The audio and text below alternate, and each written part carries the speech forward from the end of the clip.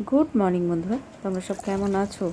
আমার চ্যানেল ঘরে ও বাইরের আত্মায় আমি পিউ চলে এসেছি প্রত্যেক দিনের মতন সকালে সারাদিনের ব্লগ নিয়ে।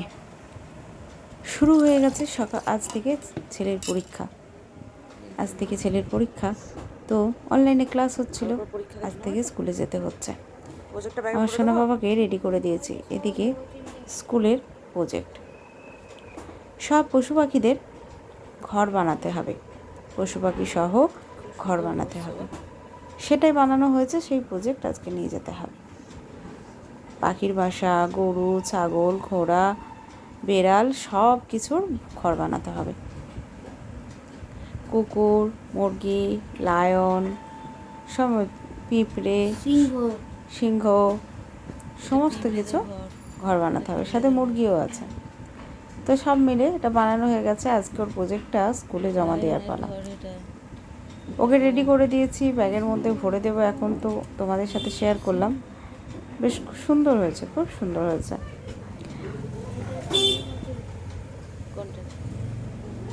আজ থেকে ওদের পরীক্ষা শুরু হচ্ছে। অনেক দিন অনলাইনে ক্লাস চলছিল, পরীক্ষার সময় তো যেতেই হবে, কিছু করার নেই।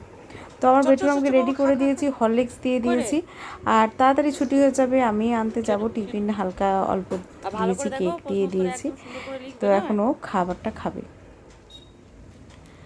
আমি সকাল করে উঠে একটু অল্প কাজ বাগিয়ে গাটা ধুয়ে ঠাকুর পুজো করে একটু ঠাকুরের পুজোর ফোঁটাও দিয়ে দিয়েছি। আজ থেকে আমার বেডরুম পরীক্ষা দেবে, ভয়ে ভয়ে আছে, মুখটা কেমন শুকনো শুকনো, শুধুই বলছে মা বাইরে থেকে যদি কোশ্চেন দেয়। এইটাই একটু মনের মধ্যে। আমাদেরও হয়েছে এক সময়, ওরাও তো ছোটো, ওদেরও হচ্ছে। যাই হোক, আমি বললাম সব ভালো হবে, তুমি চিন্তা করো না।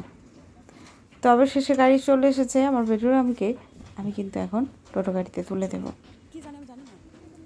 একবার বলছিল মা সঙ্গে যেতে পারতে, আবার ভাবলাম এতক্ষণ তো বসে থাকতে হবে, তুই যা বাবা, আমি আসবো। তো সবাই আজকে যাচ্ছে, সবার মুখগুলো দেখছো, আজ থেকে কিন্তু সবার পরীক্ষা, ওর জন্য মুখগুলো সব গম্ভীর করে আছে।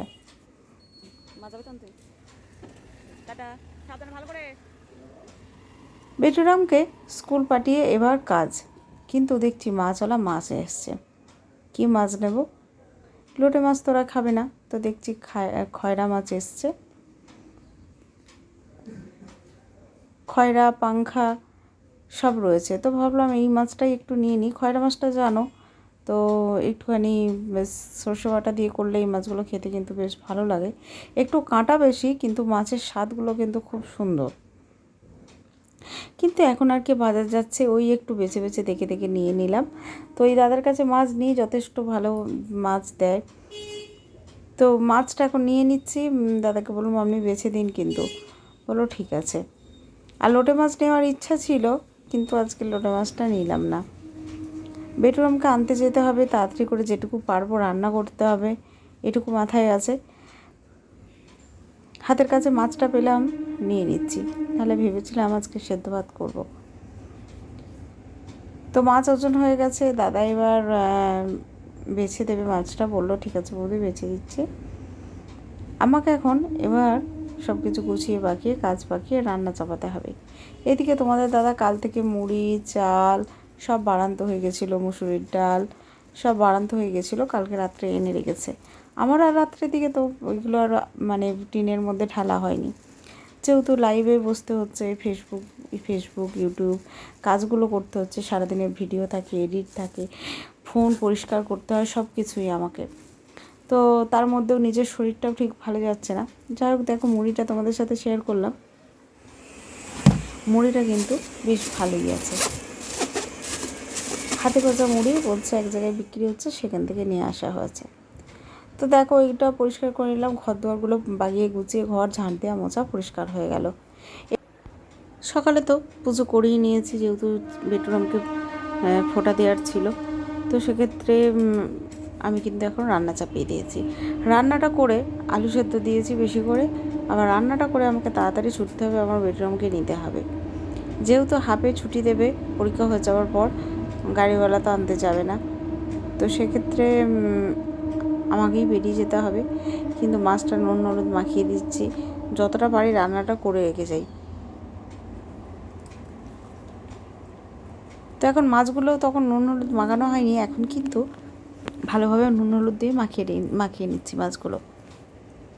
আজকে ভাবছি কিছু রান্না করব না জানো, কালকের একটু টক ডাল আছে, মাশরুম আছে, ওইটুকু রেখে দিয়েছি, ভালো করে ছেলেকে গরম করে দেবো, আলু সেদ্ধ দিয়েছি, একটা ডিম ভেজে দেবো। আর আমাদের এই খয়রা মাছটা সর্ষে বাটা দিয়ে কাঁচা লঙ্কা দিয়ে করব, আর আলু মাখা দিয়ে কিন্তু ভাত খাওয়া হয়ে যাবে। তো মাছটা এবার হতে থাক। এখন মাছটা এইভাবে করলে সর্ষে দিয়ে খেতে কিন্তু বেশ ভালো লাগে। খয়রা মাছ খানিকটা ইলিশ মাছের মতন মানে খেতেও, আর কাঁটাও আছে প্রচুর। তো যাই হোক, রেডি হয়ে রান্নাটা যাই হোক করে ভাত আর মাছটা করে আমি চলে এসেছি স্টেশনে, ট্রেনটা ধরতে হবে। তার মধ্যে একটা ট্রেন সামনে দিয়ে উঠছে আর বেরিয়ে গেল, প্রচণ্ড রোদ্দুর, ঘেমে গেছি। এত মানে জোরে সাইকেল চালানো হয়েছে, আবার হাঁটা হয়েছে। অবশেষে ছেলেকে নিয়ে নেওয়া হয়েছে। ছেলেকে নিয়ে আমি এবার ট্রেন ধরবো। ওদিকে আমার একটু দেরি হয়ে গেছিলো পৌঁছাতে। আমার বান্ধবী আমার ছেলেকে নিয়ে টোটো করে এগিয়ে এসেছে, আমি নিয়ে নিয়েছি। তো যেহেতু ছুটি হয়ে দাঁড়িয়েছিল, দেও বললো কী করবো, আমি বললাম ঠিক আছে নিয়ে নে। তো নিয়ে আমরা একসাথে সবাই মিলে কিন্তু চলে এলাম। এরপর ওই যে গাড়িতে যায়, ট্রেনে যাচ্ছে মানে মায়ের সাথে আবদার, যা খুশি কিনে দিতে হবে।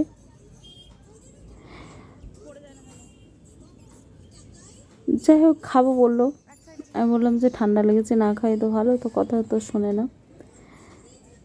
চাই একটুখানি, আবার ভাবলাম যে ঠিক আছে বলছি যখন। আসার সময় একটু ব্রাহ্মী শাক পেলাম, ব্রাহ্মী শাকটা খুব একটা ভালো নয়, তাও পেলাম। ব্রাহ্মী শাক পেলাম আর কুলেখাড়া শাক পেলাম। তো দেখছো ব্রাহ্মী শাকের পাতাগুলো নিচ থেকে একটু কেমন কালো কালো হয়ে গেছে, তো ওই দাদা দিয়ে দিল, বললো যে 10 টাকায় 3 আটি দিয়ে দিয়েছে। তো সেক্ষেত্রে আমি এর জন্য তার সাথে কুলেখাড়া নিয়েছি আলাদা। তো আজকে কুলেখাড়া আর ব্রাহ্মী শাক আমি করব। রান্না তো করেই গেছি তোমরা জানো, আলু ভাতে আর মাছের ঝাল সর্ষে বাটা দিয়ে।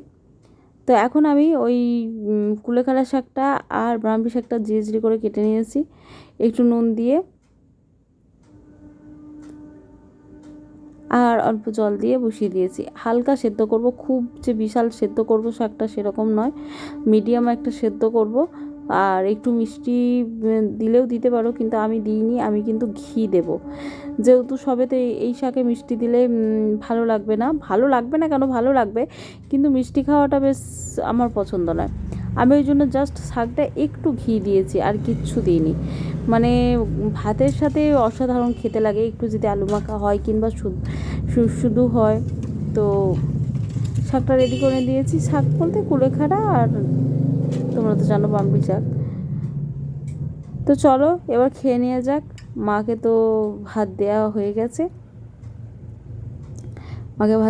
মানে মাকে ভাত দিচ্ছি।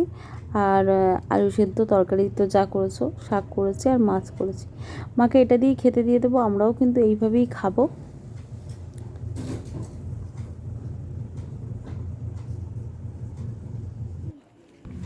বেডরুম আমি একটু শুয়ে পড়েছিলাম, একটু ঘুমিয়ে নিয়েছি। ঘুমিয়ে নেওয়ার পর পাপা দিয়ে এসেছিলো, কালকে ওর ম্যাথ পরীক্ষা আছে। তো ম্যাম অনেকক্ষণ ধরেই ওকে ম্যাথ করিয়েছে। আমি অবশেষে ওকে নিয়ে আসতে গেছিলাম, যেহেতু একটু দেরি হয়ে গেছে, তো তাড়াতাড়ি করে নিয়ে এবার বাড়ি ফিরছি। ও কিন্তু হনন করে এগিয়ে যাচ্ছে। তো ওর পাপা এবার খাওয়া দাওয়া করে আরেকটু রাত্রে ওকে দেখাবে, তাহলেই মোটামুটি হয়ে যাবে। আর এইদিকে রুটি করেছি, আর এদিকে বড়া ভাজছি। ছেলে ভাত খাবে, মা মুড়ি খাবে। আর বড়া ভাজা মাখা খেতে আমার খুব ভালো লাগে, তো ওই জন্য বড়াটা মেখে নিচ্ছি। আর একটু ডিম ভেজে নেব, তাহলেই হয়ে যাবে রাত্রের খাবার। তো সকাল থেকে যা কিছু হলো সব কিছুই তোমাদের সাথে অল্প অল্প করে শেয়ার করলাম। কীরকম লাগলো অবশ্যই কমেন্টে জানিও, ভালো লাগলে লাইক কমেন্ট শেয়ার করো। তো আজকের জন্য এখানেই ভিডিওটা আর একদমই বাড়াবো না, যেহেতু বেশি বড় ভিডিও অনেকেই দেখতে চায় না। তো ছোটোর মধ্যে আমি যেটুকু পারি সেটুকুই তোমাদের সাথে অল্প অল্প করে শেয়ার করি। কীরকম লাগে অবশ্যই কমেন্টে জানিও। আর এরপরেও আমার কিন্তু ছুটি নেই, আবার আছে খাওয়া দাওয়া কমপ্লিট করে বিটুরামকে শুয়ে দেব, কিংবা ওর পাপার কাছে পড়বে, আমি সব রেডি করে আবার কিন্তু আমাকে লাইভে বসতে হবে। তোমরা তো জানো রাত্রে আমি লাইভে আসি। তো আজকে এখানেই টাটা, গুড নাইট।